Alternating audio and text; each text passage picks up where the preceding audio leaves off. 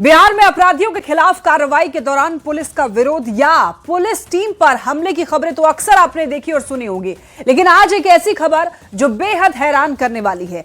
यह खबर बाढ़ से है, जहां पंचमहला में फायरिंग मामले में जब पुलिस आरोपी सोनू मोनू के घर की तलाशी लेने के लिए पहुंची तो पहले पुलिस जवानों को ही तलाशी देनी पड़ी। यानी कि पहले पुलिस जवानों की तलाशी ली गई वहां पर और सोनू मोनू के गुर्गों ने एक एक करके पुलिस जवानों की तलाशी ली। उसके बाद ही अपराधी के घर जवानों की एंट्री मिली। इस दौरान लोग मोबाइल में वीडियो बनाते रहे और पुलिस के जवान एक एक करके घर में जाने से पहले अपनी तलाशी देते रहे। ऐसे में सवाल है कि अपराधी या आरोपी के गुर्गे किसी पुलिस वाले की तलाशी कैसे ले सकते हैं? आखिर पुलिस जवानों की तलाशी की हिम्मत इन लोगों की कैसे हुई? बीती रात बाढ़ अनुमंडल के पंचमहला थाना के नौरंगा जलालपुर में फायरिंग की घटना के बाद जब पुलिस सोनू मोनू के घर अचानक बिना वारंट की तलाशी के लिए पहुंची तो मोबाइल पर एक तरफ पुलिस सोनू से बात कर घर की तलाशी की बात कह रही थी और थानाध्यक्ष बता रहे थे कि पुलिस बिना वारंट के तलाशी ले सकती है। घर की तलाशी का विरोध सोनू की मां मुखिया उर्मिला सिन्हा कर रही थी। बाद में यह तय हुआ कि पहले पुलिस की तलाशी ली जाएगी, तब पुलिस घर के अंदर जाएगी। तलाशी के दौरान पुलिस ने एक बाइक बरामद किया है, जिसकी पुलिस को एक मामले में पहले से भी तलाश थी। तो देखिए, सोनू मोनू के गुर्गों ने पुलिस जवानों की यहां पर तलाशी ली है और उसके बाद सवाल यही कि आखिर पुलिस की तलाशी ये लोग कैसे ले सकते हैं। पुलिस की तलाशी के बाद घर में एंट्री हुई है और अब आप यहां देखिए कि वहां पर मौजूद लोगों ने ये जो यहां पर हो रहा था इसका वीडियो भी बनाया जा रहा था और इसे वायरल भी किया गया है। आप कानून पढ़ लीजिए, बिना सर्च वारंट का। सुनिए, बिना सर्च वारंट का भी, बिना सर्च वारंट का अगर मुझे किसी चीज़ का पता चलेगा कि एकाएक जो है कोई चीज़ घर में छुपा कर रखा गया है जो हटाया जा सकता है, उसको हम तुरंत बिना सर्च वारंट के 2 स्वतंत्र साक्षी रख करके उसको हम सर्च कर सकते हैं। ठीक है, जो हम बात बोल रहे हैं उसको आप रिकॉर्डिंग कर रहे हैं सब लोग। अगर हम गलत बोल रहे हैं तो कोर्ट है ना उसके लिए। बिना वारंट का भी सर्च किया जा सकता है, आप पता कर लीजिए। सर्च करने के लिए भी हम देने के लिए तैयार हैं, लेकिन वारंट दिखाना होगा।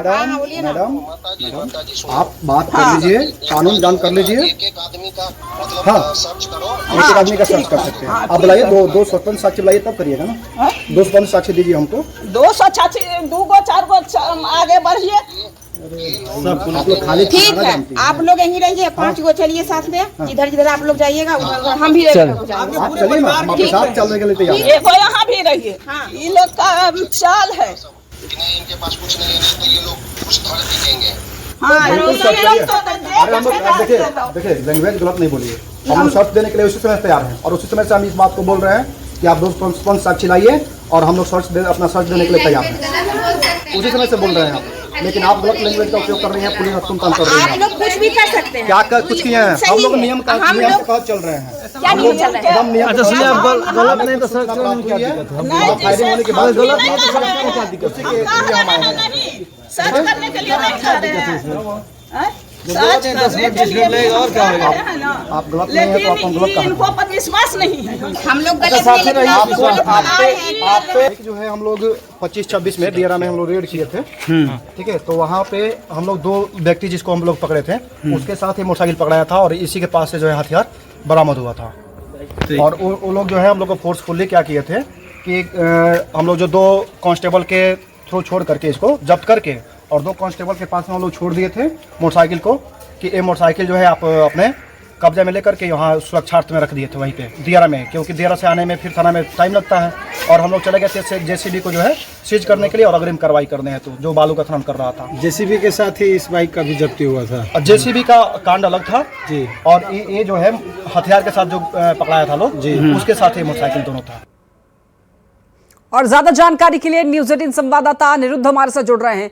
अनिरुद्ध, घर की तलाशी से पहले पुलिस की तलाशी ली गई और इस कार्रवाई से अभी पुलिस महकमे में भी शोर है और जो लोग देख रहे हैं वो भी सवाल उठा रहे हैं कि आखिर इतनी हिमाकत सोनू मोनू एंड फैमिली को कैसे हो गई। जी बिल्कुल, कल शाम को जब पुलिस पहुंचती है, सूचना मिलता है सोनू मोनू के घर में कुछ आपत्तिजनक सामान है जिसकी तलाशी के लिए बिना वारंट के पुलिस पहुंचती है। तो सोनू की जो मां उस पंचायत मुखिया उर्मिला सिन्हा, उनका साफ का नाम था कि बिना वारंट के घर में प्रवेश नहीं करना है। अब थानाध्यक्ष स्पष्ट कह रहे हैं कि आप 2 स्वतंत्र गवाह दीजिए जो सर्च करने के बाद वो घर में प्रवेश करते हैं और वो 2 आदमी आते हैं और एक पुलिसकर्मी की तलाशी ली जाती है और तलाशी लेने के बाद वो घर में आते हैं। इस पूरे विषय में जब एसडीपीओ रामकृष्ण जी से मेरी बात हुई तो उन्होंने स्पष्ट कहा कि अब हैरत करने वाली तस्वीर है कि आखिर पुलिस ने तलाशी क्यों दी। बिल्कुल अनिरुद्ध, और सवाल ये भी कि आखिर पुलिस ने वहां पर तलाशी क्यों दी? क्या पुलिस वहां पर मजबूर थी ये करने में? जी बिल्कुल, कहीं ना कहीं पूरा वीडियो में साफ स्पष्ट लिख रहा है कि थाना अध्यक्ष पर किसी चीज का दबाव था और बिना वारंट को पहुंचे हुए थे और बार बार वो कोर्ट का ये बता रहे हैं। दूसरे जो मोबाइल से वो बात कर रहे हैं तो दूसरे लाइन पर जो आवाज आ रहा है वो सोनू का आ रहा है, जिसको पुलिस खुद तलाश कर रही है और उससे खुद वीडियो कॉलिंग वो बात कर रहे हैं कि हमको घर का तलाशी लेना है और कानून का पाठ पढ़ा रहे हैं कि ये नियम है कि अगर हम सूचना मिलता है तो आपको घर में तलाशी ले सकते हैं, जिसका विरोध उनकी मुखिया जो मां वहां पर है उर्मिला सिन्हा वो कर रही थी। कानूनी तौर पर क्या होना चाहिए और क्या नहीं होना चाहिए ये बात अलग है, लेकिन दूसरी तरफ इस तरीके से तलाशी लेना और तलाशी पुलिस के द्वारा दे देना भी एक बहुत बड़ा सवाल खड़े कर रहा है इस वक्त कानून व्यवस्था पर। अनिरुद्ध जी बिल्कुल, जहाँ पुलिस हाफ इनकाउंटर की बात करती है वहाँ आरोपी के घर पर जब पुलिस सर्च करने जाती है तो पहले पुलिस की तलाशी होती है और वो अपराधी के या फिर जो आरोपी हैं उनके लोगों के द्वारा तलाशी ली जाती है ताकि ये शक है कि आप कुछ मेरे घर में रख न दें। तो ये तस्वीर जो है कानून व्यवस्था में सवाल उठा रही है और इसके जांच के बारे में डीएसपी कह रहे हैं कि हम इस पूरा मुद्दा पर जांच करेंगे, क्या मामला पूरा है। ठीक है, बाढ़ के एसडीपीओ रामकृष्ण जी हमारे साथ जुड़ रहे हैं। रामकृष्ण जी, इस तरीके से यहाँ पर पुलिस द्वारा तलाशी दे देना क्या इनको ऐसा मजबूर कर रहा था, ये सवाल है आपसे। देखिए, ऐसी सूचना प्राप्त हुई है कि कल जो 2 पक्षों में वहां पर विवाद हुआ था, पचमहला थाना अंतर्गत जो नौरंगा जलालपुर गांव है वहां पर पुलिस पहुंची थी दलबल के साथ वहां जांच पड़ताल करने। 2 खोखा भी बरामद हुआ है वहां घटनास्थल से। इसी क्रम में वहां के एक कुख्यात जो है क्रिमिनल सोनू कुमार, उनके घर पे पुलिस तत्क्षण रेड करने के लिए गई, चूंकि उनके ही द्वारा ऐसा घटना कारित करने की बात प्रकाश में आई थी।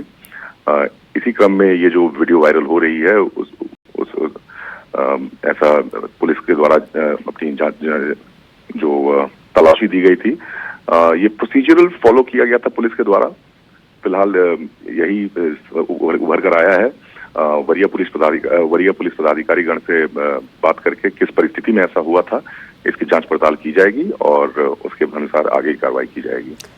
लेकिन सर, ये जो अभी घटना हुई है, ये जो वीडियो वायरल हो रहा है, ये साफ तौर पर यही सवाल खड़ा कर रहा है कि इस वक्त यानी कि कानून व्यवस्था यहाँ पर कमजोर है, तभी वो एक अपराधी के घर पर जाने से पहले तलाशी देते हैं पुलिस वाले, और इसके लिए पुलिस वाले सभी रेडी भी हैं। कहीं ना कहीं ये मजबूरी को दिखा रहा है। क्या ऐसा आम आदमी के साथ हो सकता था? बेशक आम आदमी के यहाँ होना, ये जो प्रोसीजर है, जो बीएनएसएस के प्रावधान है, उसके तहत जो सर्च एंड सीजर का प्रोसीजर है उसी को फॉलो करने का ये प्रयास किया गया है। हालांकि जैसा कि आपने कहा कि वो एक कुख्यात हैं, उनके यहाँ जब रेड करने की नौबत आई उस क्रम में किस परिस्थिति में ऐसा हुआ, जैसा कि मैंने आपको बताया, चूंकि ये कल शाम की घटना है जो कि अभी वीडियो वायरल हो रहा है तो सभी लोगों को इस बात की जानकारी हो रही है।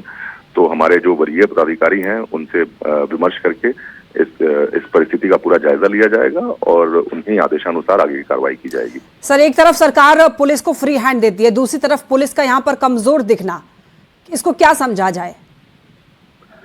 पुलिस कहीं से भी कमजोर नहीं है। जैसा कि मैंने आपको बताया, ये प्रोसीजर को फॉलो करने के क्रम में ऐसा किया गया है। जो परिस्थितियां हैं जिसके समक्ष ऐसा प्रोसीजर, ऐसा समस्या उत्पन्न हुई, इसको हम लोग जरूर जायजा लेंगे इसका, और जो हमारे सीनियर ऑफिसर्स हैं उनके आदेशानुसार हम लोग फॉलो करेंगे और बाकी सभी जितने भी थाना प्रभारी हैं या पुलिस पदाधिकारी हैं उनको क्लियर कट मैंडेट दिया जाएगा कि कैसे आगे से ऐसे समस्याएं जब आएं तो कैसे उससे डील करना है। ठीक है, बहुत शुक्रिया सर हमारे साथ जुड़ने के लिए और अपना इस वक्त जो चल रहा है उस पर राय रखने के लिए। तो देखा आपने, यहाँ पर घर की तलाशी से पहले पुलिस की तलाशी ली गई है और ये वीडियो काफी ज्यादा वायरल है, इस पर तमाम सवाल खड़े हो रहे हैं। अनिरुद्ध, आपका भी बहुत शुक्रिया इन तमाम जानकारियों के लिए। पुलिस की तलाशी के बाद घर में एंट्री, और यही सवाल लोग उठा रहे हैं कि आखिर इतनी हिम्मत सोनू मोनू एंड फैमिली को कैसे हुई। अब देखिए, आपको ये पूरा विवाद क्या है वो बताते हैं। देखिए, दरअसल सरपंच के पति मुकेश सिंह ने एक पोस्ट किया सोशल मीडिया पर। पोस्ट पर भड़के प्रमोद सिंह और सोनू मोनू के पिता और वकील हैं प्रमोद सिंह। और उसके बाद रास्ते में मुकेश सिंह के साथ में प्रमोद सिंह की बहस होती है। बहस के बाद मुकेश सिंह पर सौरभ ने फायरिंग की। सोनू मोनू ने सौरभ को हथियार दिया था। फायरिंग के बाद पुलिस छापेमारी करने के लिए जब वहां पर पहुंची तो सोनू मोनू के घर तलाशी लेने के लिए जब पुलिस गई तो सर्च से पहले पुलिस जवानों की ही तलाशी ले ली गई। वीडियो में आप देख भी रहे हैं। और इसी को लेकर के अब सवाल उठने शुरू हो चुके हैं। हमारा भी सवाल इसी पर है कि आखिर वहां पर पुलिस को ऐसी क्या मजबूरी हुई कि सोनू से फोन पर बात करना पड़ गया और घर में तलाशी से पहले पुलिस को अपनी तलाशी देनी पड़ गई। और इसीलिए सवाल न्यूज़ 18 भी उठा रहा है। और ये विवाद क्या है पूरा हमने आपको बताया है। अमित हमारे साथ जुड़ रहे हैं पटना से ज्यादा जानकारी के लिए। अमित, एक वीडियो काफी ज्यादा वायरल हो रहा है इस वक्त। सोनू मोनू के गुर्गे ने सोनू मोनू के घर पहुंचने से पहले, उनके घर की तलाशी से पहले पुलिस को तलाशी देनी पड़ी है।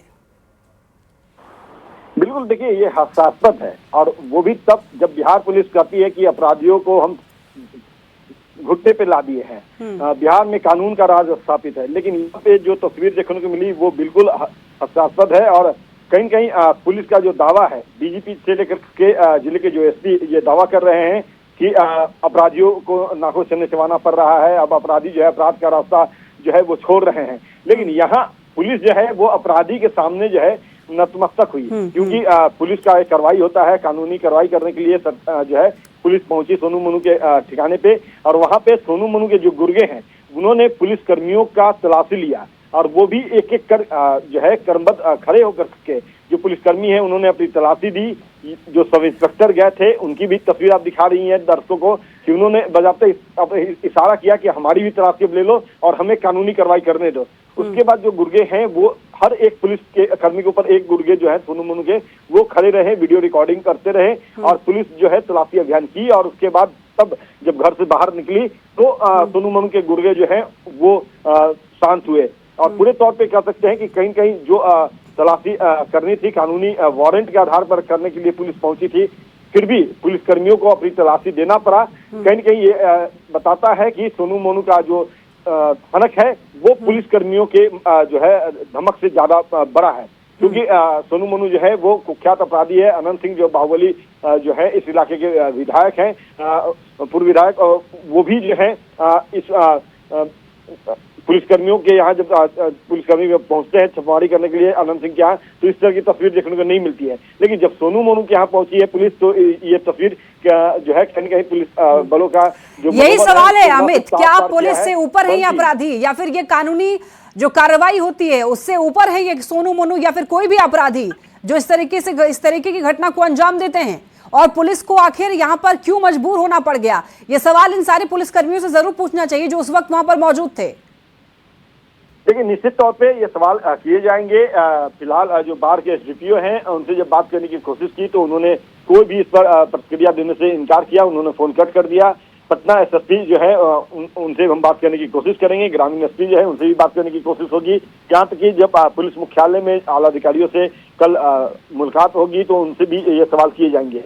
लेकिन सबसे बड़ा सवाल है कि आखिर पुलिस जो है वो अपनी वर्दी का मान सम्मान क्यों नहीं बचाई, क्यों वो जो है वर्दी का मान जो है या यूं कहें तो अपनी वर्दी की जो गरिमा है उसको गिरवी रख दिया सोनू मोनू के ठिकाने पे पहुंचने के साथ ही, और अपनी तलाशी दिया और फिर जाकर सोनू मोनू के यहाँ तलाशी पुलिस के। ठीक है अमित, बहुत धन्यवाद आपका इन तमाम जानकारियों के लिए। जाहिर तौर पर ये जो वीडियो सामने आया है वो इस वक्त तमाम सवाल खड़े कर रहा है पुलिस पर, बिहार में कानून व्यवस्था पर। अपराधियों के घर में पुलिस की तलाशी आखिर कैसे ले ली गई है?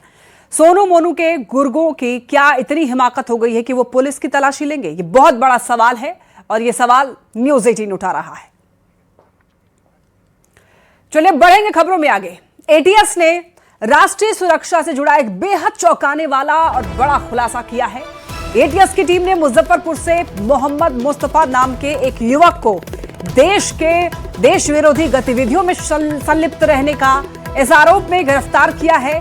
शुरुआती पूछताछ में सामने आया और दरअसल शुरुआती पूछताछ में जो इनपुट मिले सुरक्षा एजेंसियों की, उन इनपुट्स ने चिंता बढ़ा दी है। जांच एजेंसियों के मुताबिक पाकिस्तान से जुड़े हैंडलर्स सोशल मीडिया और इंटरनेट मीडिया के जरिए युवाओं को जाल में फंसा करके भारत विरोधी गतिविधियों में इस्तेमाल करने की कोशिश कर रहे थे। एटीएस सूत्रों के मुताबिक मुस्तफा हथियार पाने के लालच में पाकिस्तानी हैंडलर शहजाद भट्टी के संपर्क में आया था। मुस्तफा के इसी लालच का फायदा उठाकर के पाकिस्तानी गैंग उसका इस्तेमाल कर रहा था।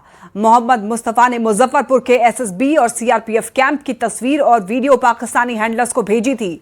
मुस्तफा को पाकिस्तानी हैंडलर्स ने युवाओं को गुमराह करके गैंग से जोड़ने की जिम्मेदारी दी थी। एटीएस अब मुस्तफा की तरह गैंग से जुड़े हुए दूसरे गुमराह युवकों की तलाश कर रही है और इसके लिए मुस्तफा के mobile phone call record, WhatsApp chats history और इंटरनेट मीडिया प्रोफाइल को खंगाल रही है। एटीएस मुस्तफा की ट्रैवल हिस्ट्री भी खंगाल रही है कि कहां-कहां मुस्तफा अभी तक गया है, किन किन लोगों से संपर्क किया है, ताकि संबंधित ठिकानों का पता लगाया जा सके। और ये भी आपको बता दें कि पाकिस्तानी शहजाद भट्टी गैंग लंबे समय से भारत विरोधी गतिविधियों की साजिश रच रहा है और ऐसे ही कुछ युवाओं को गुमराह करके अपने साथ शामिल कर रहा है देश विरोधी एक्टिविटीज में।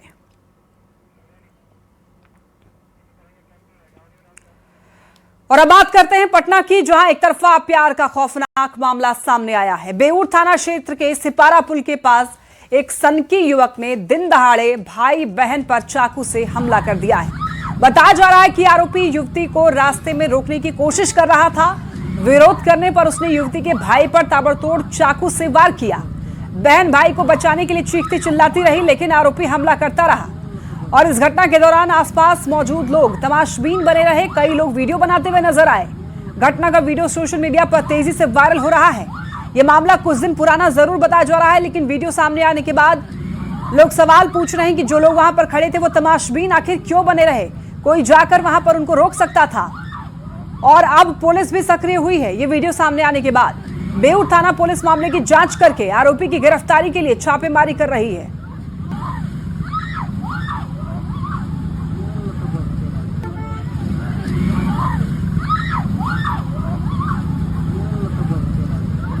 देख रहे हैं आप ये तस्वीर, ये वीडियो वहीं से सामने आया है। मौजूद लोगों में से किसी ने वीडियो बनाई है।